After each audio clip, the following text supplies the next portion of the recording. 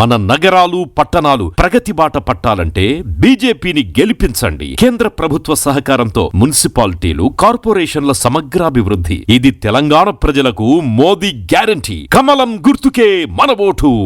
Save Telangana. Vote for BJP.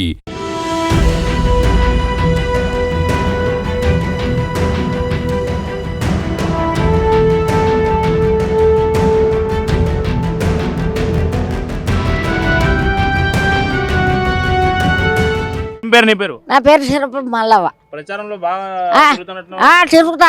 ఏమున్నాయి మీ దగ్గర సమస్యలు? ఏమున్నాయి మీ మహిళలకు సమస్యలు? నాది గుడిసా. నా కొడుకు చచ్చిపోయిండు.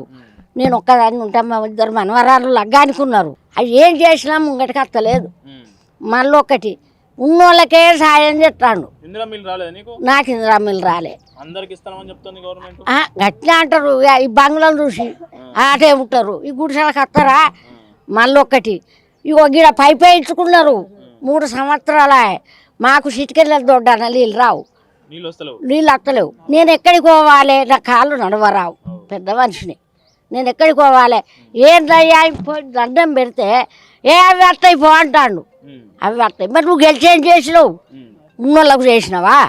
నాకు అద్దా అని అంటే ఆ బోరింగ్ కొట్టుకొచ్చకపోమంటే బోరింగ్ కాడుకోబట్ట కూడా నువ్వు 50 రూపాయలతో కొట్టుకో అంటారు. అంటే నేనన్నా ఇది నువ్వు తిరగలే, నువ్వు బోరింగ్కు పెట్టలే. మేము పెట్టుకున్నాం మనిషికి 400 పెట్టుకొని పని చేసిన వాళ్ళకి ఇచ్చినాం. ఇప్పుడు బంగ్లాలు కట్టిన వాళ్ళు కట్టుకోవాలి. మేము సర్వే నీళ్ళు దేవుని దీపం ముట్టి తత్తే నేను 500 ఇవ్వాలి.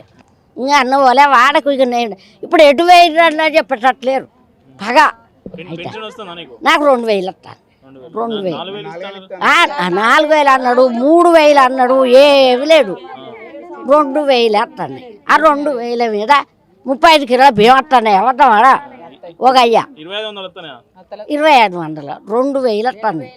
ఇక 35 కిలోల బియ్యం వస్తున్నాయి. అనద్దు తిని అవ్వద్దాం. ఏ పార్టీకి ఇదకి వెయ్యాలి? మా బీజేపీ వెయ్యాలి. సాధించాలి. ఎవరు అవు మరి ఏమున్నది? హే అటు కొట్టు ఇటు కొట్టు నేను వస్తాను ముంగటికంటేనే అయిద్దా? మళ్ళీ వెనక గుండ్రా అట్లా చెయ్యద్దు బిడ్డ. రోడ్ సాఫ్ చేయరు, ఊడవరు, గటర్ తీయరు, ఏది లేదు. మాది మేము తీసుకుంటాం. మాకు మురుకులు గబ్బు వాసన వస్తుందని మా కొడుకే తీస్తాడు మాకు. మరి అది ప్రభుత్వం ఏం పట్టించుకున్నట్టు ఏం చేసినట్టు? కాంగ్రెస్ గవర్నమెంట్ ఏది లేదు మాకు. ఆ సఫాయోడు చీపురు పట్టుకొని సంకలు పెట్టుకొని పోతాడు. మాది కుటుంబం ఊడవని ఊడవాడు. అంటే మేము గరీబ్ వాళ్ళం.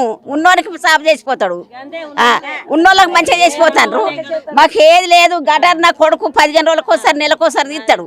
మేమే ఆ పని చేసుకుని ఆ సఫాయాలు ఉండు ఎందుకు, ఈ ఊడ్చడం ఉండేందుకు ఏది పట్టించుకుంటలేరు ఈ కాంగ్రెస్ కూడా వచ్చి.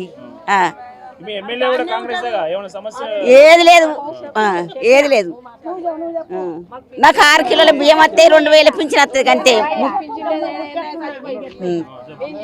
ఇగో అట్లాగు ఈడ స్తంభం పడ్డది. ఎట్లా అని పోయినాం ఆయన దగ్గరికి.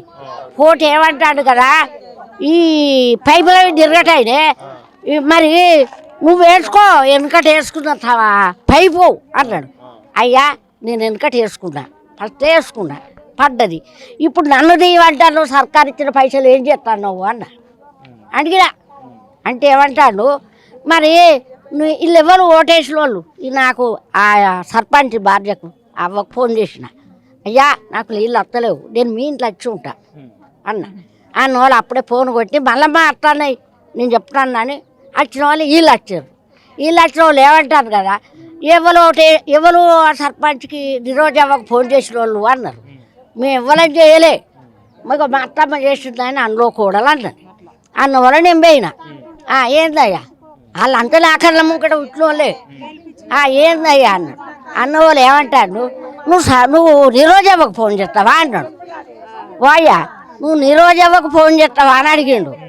అయ్యా నిరోజవ్వకు ఫోన్ చేయరా, నువ్వు ఇక్కడికి వచ్చి ఇట్లా చూసుకుంటూ పోతాడు. నువ్వు నీ అయ్యి ఉంటాడు, నీ కొడుకు ఉంటాడు, నువ్వు ఉంటావు, ఇంకా నీ తమ్ముడు ఉన్నాడు.